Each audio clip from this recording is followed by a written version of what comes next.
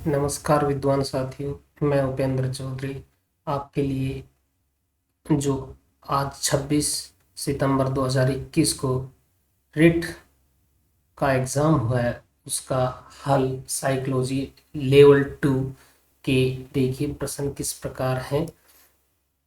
हमने पहले भी कुछ क्लासेस डाली थी, उसमें बात आई थी बाल केंद्रित शिक्षण विधि का अर्थ है, यानी कि बच्चों को ज़्यादा से ज़्यादा सक्रिय करना है। जब हमने पहले क्लास डाली थी उसमें भी आपको ये बताया था कि बाल केंद्रित शिक्षक बच्चे को ज़्यादा सक्रिय करना है, तो इसका सही आंसर हो जाएगा डी।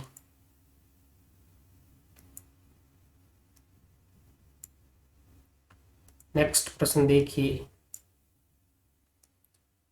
रेविंग प्रोग्रेसिव मैट्रिसेस का प्रयोग रिक्त स्थान के मापन के लिए किया जाता है, तो इसका सही उत्तर होगा दोस्तों बुद्धि।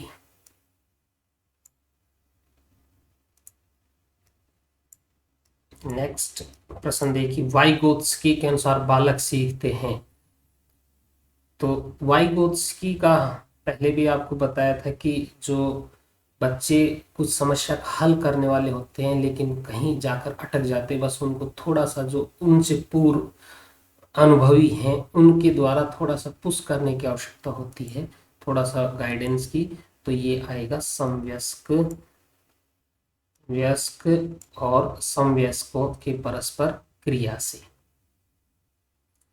नेक्स्ट प्रश्न देखिए दोस्तों, किस मनोवैज्ञानिक द्वारा सर्वप्रथम बुद्धि परीक्षण का निर्माण किया गया, तो ये सीधा सीधा इसका उत्तर हो जाएगा बी।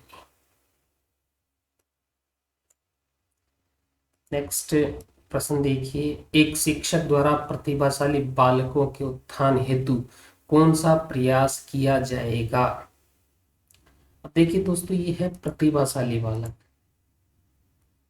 प्रतिभाशाली बालक है तो उसके उत्थान के लिए धीमी गति से तो होगा नहीं, उन्हें दंड भी नहीं किया जा सकता और उन पर ध्यान नहीं देंगे, ये भी गलत बात है, तो उनके लिए विशिष्ट कक्षाएं एवं प्रोत्साहन किया जाएगा। नेक्स्ट प्रश्न देखिए, अल्बर्ट बांडुरा के अनुसार निरीक्षणात्मक अध्ययन हेतु 4 परिस्थितियां आवश्यक है, इन परिस्थितियों का सही क्रम है। तो देखिए, सबसे पहले कोई चीज अल्बर्ट बांडुरा ने सामाजिक अधिगम का सिद्धांत दिया है, तो उन्होंने के भी कुछ चीज समाज में जैसे देखता है, फिर अनुप्रेरणा देखेगा, पहले देखकर फिर उसको धारण करेगा और फिर उसका जीवन में पुनरुत्पादन करेगा, तो इसका विकल्प सी विकल्प सही होगा। अवधान, अवधान के बाद धारणा, धारणा के बाद पुनरुत्पादन, फिर अनुप्रेरणा। नेक्स्ट प्रश्न देखिए, सिगमंड फ्राइड के अनुसार अचेतन मन की विशेषताओं को ज्ञात करने की सर्वाधिक उपयुक्त विधि कौन सी है, तो सिगमंड फ्राइड अचेतन मन जो सोया हुआ मन है, तो वो उसका है स्वपन विश्लेषण, इसका सही उत्तर होगा स्वपन विश्लेषण।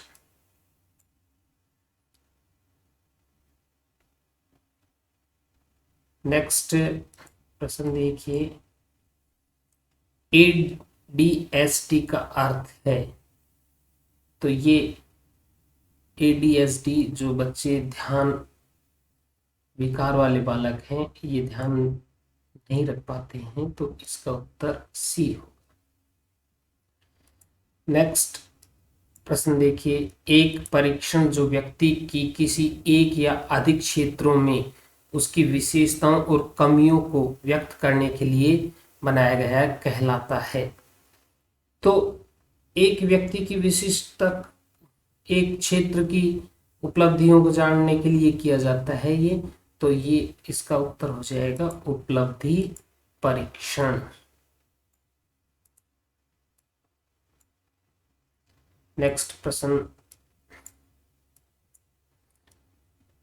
भारत के संविधान के कौन से संशोधन शिक्षा के अधिकार को सम्मिलित किया गया, तो ये आ जाएगा 86वां संविधान संशोधन।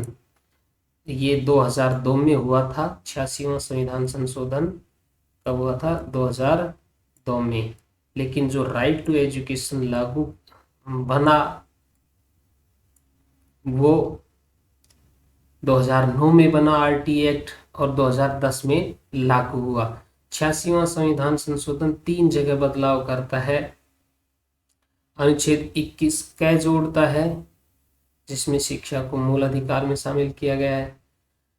अनुच्छेद 45 में भी बदलाव करता है, और अनुच्छेद 51 कै में भी जोड़ता है, जो 11वां मौलिक कर्तव्य के रूप में जो जोड़ता है कि प्रत्येक माता पिता या संरक्षक की है दायित्व होगा कि वो अपने 6 से 14 वर्ष के बच्चों के लिए शिक्षा की व्यवस्था करें।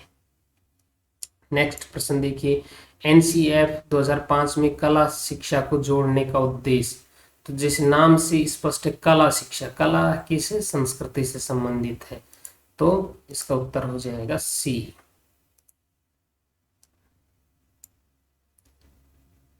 नेक्स्ट प्रश्न देखिए, विकास कभी न समाप्त होने वाली प्रक्रिया है, यह विचार संबंधित है। अब कभी न समाप्त होने वाली, ये निरंतरता, जो निरंतरता का मतलब ये लगातार चलता रहे, तो इसका उत्तर ए हो जाएगा, निरंतरता के सिद्धांत से संबंधित है। नेक्स्ट प्रश्न देखिए, निम्नलिखित में कौन सा बुद्धि का घटक नहीं है? देखो, तार्किक चिंतन है, बुद्धि से संबंधित है। व्यावसायिक रुचियां अभी देखते हैं। स्मृति, याद करना, ये भी बुद्धि से संबंधित। अनुभवों से सीखना, ये भी बुद्धि से संबंधित है। तो ये तो तीनों हैं, लेकिन ये नहीं है, तो इसलिए हमारा उत्तर इसमें हो जाएगा बी।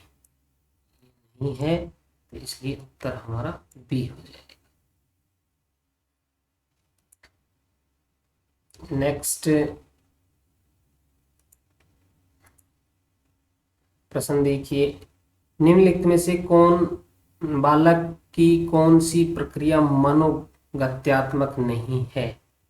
मनोगत्यात्मक, जिसमें व्यक्ति के बालक का शरीर का संचालन हो रहा हो। तो देखो, लिखेगा तो दिमाग और हाथ चलेगा, गेंद फेंकेगा तो भी उसकी गति हो रही है, और खेल रहा है तो भी गति हो रही है, लेकिन सोचने में शरीर की कोई गति नहीं हो रही है। तो इसलिए हमारा उत्तर यहाँ हो जाएगा बी, सोचना। नेक्स्ट प्रश्न देखिए, व्यक्तित्व मापन के लिए 16 पीएफ प्रश्नावली किसने दी? तो ये आरबी कैटल ने दी। इसमें कुछ शिक्षा के अधिकार अधिनियम 2009 में शिक्षक को प्रति सप्ताह न्यूनतम कार्य घंटे 45 तय करिए। कई बार प्रश्न आ चुका है, ये फर्स्ट ग्रेड में भी आ चुका है, तो इसको। नेक्स्ट प्रश्न देखिए, एक विद्यालय के प्रधानाचार्य द्वारा विद्यार्थियों की विभिन्न संवेगात्मक समस्याओं के कारणों को पहचानने व उन्हें दूर करने हेतु कौन सा अनुसंधान किया जाता है? तो ये इसका सही उत्तर होगा क्रियात्मक अनुसंधान। ये उत्तर सही हो जाएगा हमारा। नेक्स्ट देखिए, निम्नलिखित में से कौन सा सिद्धांत परिणामों द्वारा सीखने से संबंधित है? तो क्रिया प्रसूत सिद्धांत इसका उत्तर हो जाएगा।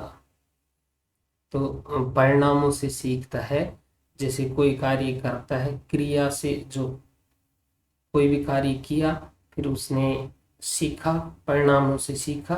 तो ये कोई भी करते समय, कोई भी, जैसे आपने इसका प्रयोग भी पढ़ा होगा कि जैसे पिंजरे में बंद है चूहा, ऐसे घूमता रहता है, लीवर दबता है, तो उसके पास कुछ उसको मिलता है, जैसे दाना मिल गया, कुछ भी जो प्रयोग करने वाला डाल देता है। इसी प्रकार जो बिल्ली के ऊपर भी प्रयोग करते हैं, बिल्ली के पिंजरे के बाहर मांस का टुकड़ा डाल देते हैं, तो वो उसके प्राप्त करने के लिए घूमती है, और उसमें जैसे उसको क्रिया करने के बाद उसको जो मिलता है तो उसके परिणामों से वो सीखते थे, क्रिया प्रसूत सिद्धांत। नेक्स्ट देखिए, जब हम वर्तमान स्कीमा का प्रयोग बाह्य जगत के विश्लेषण में करते हैं तो उसे कहा जाता है तो आत्म सात्मीकरण। इसका सही उत्तर हो जाएगा, ये संबंधित है जीन पियाजे ने जो दिया है स्कीमा संबंधित शब्द वो उससे संबंधित है। तो ये जब हम वर्तमान स्कीमा का और बाह्य जगत दूसरे जगत में विश्लेषण करते हैं तो उसे यानी कि आत्मसातीकरण कहते हैं। नेक्स्ट प्रश्न देखिए, निम्नलिखित में से कौन सी प्रक्षेपणीय परीक्षण की विशेषता नहीं है? तो प्रक्षेपीय परीक्षण, इसमें देखिए जो व्यक्ति के व्यक्तित्व को जानने के लिए जब हम उसके सामने इस तरह की प्रक्षेपीय परीक्षण करते हैं तो उसमें कुछ अस्पष्ट उद्दीपक दिए जाते हैं, उस पर प्रतिक्रिया ली जाती है, अनुक्रिया की स्वतंत्रता रहती है, हाँ कुछ भी वो कह सकते हैं, व्यक्ति परक प्रत्यक्षण है लेकिन वस्तुनिष्ठ व्याख्या नहीं है। ये प्रक्षेपणी परीक्षण की जो विशेषता है, ये तीनों तो हैं जबकि ये नहीं है वस्तुनिष्ठता में। फिर एक दायरा होता है कि वो जो हम जानना चाहते हैं वो नहीं निकल के आती, तो प्रक्षेपणी परीक्षण की विशेषता वस्तुनिष्ठ व्याख्या नहीं है। नेक्स्ट प्रश्न देखिए, निम्नलिखित में से कौन सी विशेषता प्रतिभावान शिक्षार्थी की है?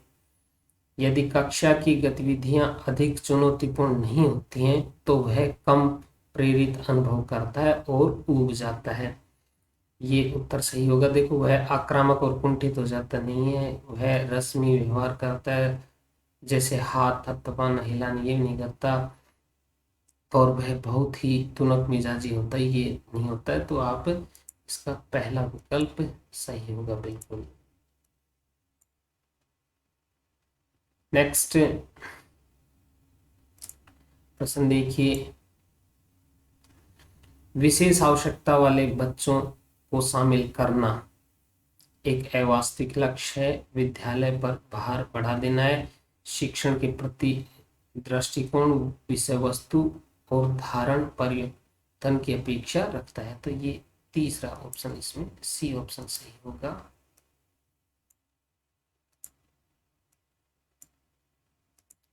नेक्स्ट प्रश्न देखिए दोस्तों, समस्या समाधान नहीं है, लक्ष्योन्मुखी होती है, एक कौशल है जो सीखा जा सकता है और जिसका अभ्यास किया जा सकता है, ये बात भी सही है, समझ और क्रमिक चरणों के प्रयोग पर आधारित, ये सही, संगीत संबंधी योग्यता के बारे में। तो समस्या समाधान का संगीत से यहाँ कोई लेना देना नहीं है, तो ये विकल्प डी हमारा सही हो जाएगा।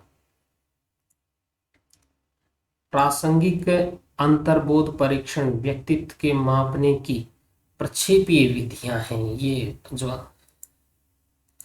तो सी विकल्प सही हो जाएगा। ये प्रक्षेपीय विधियां हैं जो व्यक्ति के अंदर की बातें निकलवाती हैं। निम्न कौन सा सृजनात्मकता की ओर ले जाता है? अपसारी चिंतन सृजनात्मकता की ओर ले जाता है, अभिसारी चिंतन तो संकुचित होता है, तो ये ध्यान रखना है। नेक्स्ट, यदि एक बालक की 13 वर्ष आयु है और मानसिक आयु 14 है तो सीधा सूत्र मानसिक आयु बटे वास्तविक आयु 14 बटे 13 गुणा में 100 करके आप निकाल लेंगे, तो ये इसका उत्तर 107.69 आ जाएगा। सीखने की क्लासिकल कंडीशनल सिद्धांत की पावलोव ने दिया है, तो ये भी सीधा सीधा प्रश्न है। नेक्स्ट, बाल अपराध का कारण है, एक माता पिता के अनबन रहना और परिवार के सदस्यों में सहानुभूतिपूर्ण व्यवहार रहेगा तो बालक अपराधी नहीं बनेगा। परिवार में आपसी सहमति से कार्य करना, इससे भी नहीं बनेगा। और समृद्ध परिवार, ये भी नहीं होगा। ये तीनों तो बाल अपराध कारण नहीं है, लेकिन माता पिता की अनबन रहेगी, झगड़ा रहेगा, तो बच्चे पर गलत असर पड़ता है। नेक्स्ट प्रश्न देखिए, बालकों के लिए मुफ्त एवं अनिवार्य शिक्षा का अधिकार अधिनियम 2009 निम्न में से किस पर ध्यान नहीं देता है? तो ये जो राइट टू एजुकेशन एक्ट है वो 6 से 14 वर्ष के बालकों के लिए है। तो 14 वर्ष के पश्चात वो ये राइट टू एजुकेशन एक्ट के दायरे में नहीं आता है। तो ये डी ऑप्शन आपका हो जाएगा कि 14 वर्ष के पश्चात शिक्षा व्यवस्था क्या होगी, कैसे होगी, उसके बारे में कुछ भी नहीं बताता है। निम्न में से कौन सा चरण शोध को क्रियात्मक अनुसंधान बनाता है? उपकल्पनाओं का निर्माण, प्रोग्राम का क्रियान्वयन एवं मूल्यांकन, सामान्यीकरण और साहित्य पुनरीक्षण। तो ये जो होगा इसका बी विकल्प सही हो जाएगा। तो देखिए दोस्तों, एवरेज बिल्कुल नॉर्मल पेपर आया है, ज़्यादा हार्ड नहीं है कुछ। इस बार मेरिट कुछ ज़्यादा ही जाने की संभावना है, जिस हिसाब से साइकोलॉजी का मैंने पेपर हल किया है। तो साइकोलॉजी इतनी टफ नहीं आई है, कुछ एक दो प्रश्न ऐसे हैं जबकि आसानी से आप इस पेपर में अगर 25 प्लस आपका ठीक हो रहा है तो आप बहुत ही अच्छी स्थिति में हैं। ठीक है दोस्तों, इसी प्रकार हमारे साथ जुड़े रहिए और हमारे चैनल को लाइक और सब्सक्राइब जरूर करें। धन्यवाद।